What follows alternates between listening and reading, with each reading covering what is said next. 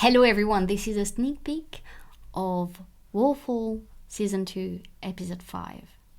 I have to tell you, I really enjoyed this episode. It is a very good episode. So some stuff are going to be again quite, squeezed into one episode. And I think that's the biggest regret I have for Warfall. It is such a good historical show. They did their research. You have Hampton Court at its, most magnificent time. They did all the research in terms of primary sources, using the right things, and yet it's just so squashed. And I think that is because they just want to squash everything into 6 episodes. And that's why it doesn't work. It should have been 10, maybe 12, to make it really work. But having said that, this episode is so good. So what are we going through? We're going through, obviously, the fact that there's going to be the marriage with Anne of Cleves. And we're going to go through what actually happened with the first time that Henry VIII saw Anne of Cleves. You've probably been told that Henry VIII said that she was ugly, that he was not attracted to her. The truth in the sources is totally different, actually. Anne of Cleves really was disgusted with Henry VIII the first time she saw him. And here it's so well explained and depicted. Not really depicted because it's all through the eyes of Thomas Cromwell. Cromwell wasn't there, but when people are reporting to him and they say the truth, Anne of Cleves was the one who kind of rejected Henry VIII. But they explain everything of how it happened, and it's so brilliantly done, and again, so close to history.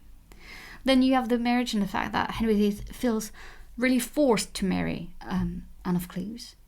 And you have what happens and how Cromwell is betrayed and how his downfall is orchestrated. Now, having said that, obviously it's a show about Cromwell, his humanity, his point of view, his side of the story.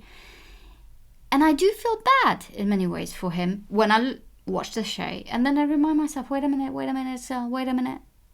What did he do to so others, to so many, and including Anne Boleyn and her family, the Boleyns? And I want you that, because you're going to feel for him, no doubt, but I want you to remember that though he's not the one who made the decision, he's the one who created our downfall, he's the one who made the accusations, he is also the one who's going to, help destroy Anne Boleyn's words, letters and voices, everything that is at Hever Castle. So, if you're starting to feel too emotional about Cromwell, don't. Okay, let's dive into a few scenes and let's discuss why they are so good. League has endured longer than we could imagine. We have few friends in either court. You especially. You have few friends, Cromwell. If my service has incurred their malice, I count it well. It was done for your Majesty's sake. Here we have the fact that Cromwell, at the end of the day, was serving Henry VIII. And before, in some of my reviews, I discussed the fact that Cromwell was serving himself. It is true. I really believe that, and I stand by it. But at the end of the day, he was very much serving Henry VIII. Are you sure about that? I think it is because of what you are. They don't know how to deal with you. Likely not. Your Majesty must realize they want me displaced so that you and your kingdom may be the worse advised. Yes. That's why they poison your mind against me. It's just very interesting here because Cromwell knows that he has so many enemies, but he believes that what he's doing for Henry is right. You would recommend, if I hear you have exceeded your office, or that you have slacked my instructions, or reversed them, that I should ignore the rumor. I would recommend you talk to me before you believe anything. And okay, I love this line. But isn't it what Anne Boleyn would have deserved too? That he talks to her before he believes anything that isn't... here the parallel is so well made. But it's also extremely annoying. Because it's exactly what he's done to his own enemies, including Anne Boleyn. That does annoy me. I am greatly altered these 10 years. You not so much. It is such a good line to show the rivalry, potential rivalry that could have happened between Henry VIII and Cromwell. Some of it miraculous, I will not deny, Tom. You have worked beyond the capacities of 10 ordinary men. But still I miss the Cardinal of York. Gosh, what a slap in the face for Cromwell. Here, I do feel a bit for the man, because like he's saying, you've done such a great job. I do miss, your former master. When we know how much he treated Cardinal Wolsey. Basically, he's blaming, Thomas Cromwell for what he did and for what he's been doing for the last 10 years. In this episode, it is so painful to watch.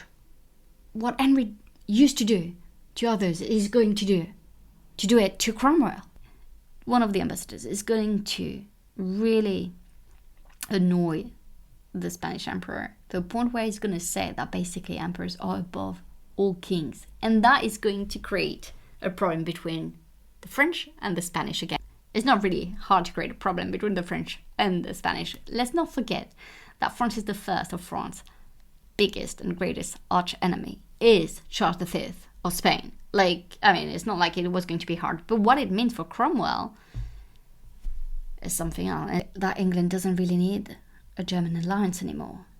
So it gives more power to Henry VIII, and the fact that he's not happy with Cromwell and the marriage and the match he got for him with Anne of Cleves. Took my dictation as we once used to. My eyes know what they were, sir. We could offer her a settlement, sir, but I don't know how much we would need to find to placate her brother. And I do not know how to salvage Your Majesty's reputation if you were to renounce a lawful match.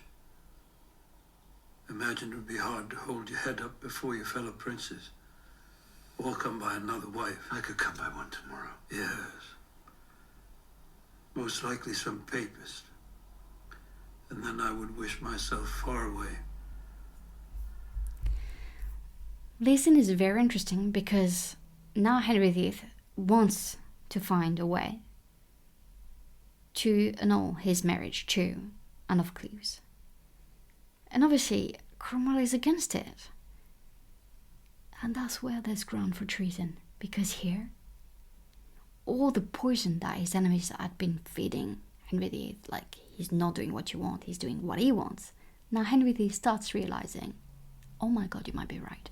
And the last line about being a papist, again, it's a bit like double-edged, because obviously in a way he should be happy about that, because he wants, Henry VIII wants everyone to respect his own authority and not respect the authority of the Pope. At the same time, he's still a Catholic, and then he realized, oh my God, this man might take my country to a path where I don't want, a path that I don't want to take myself. And that's such a good line. But also it shows you how Cromwell stood up for what he believed in, and how much he really put himself forward for the Cleves match. Thank you so much for watching. I hope you really enjoyed it, and if you want the full video, please feel free to join my membership, where you have all the videos as well. I always post more for my members. Thank you so much for watching. Bye!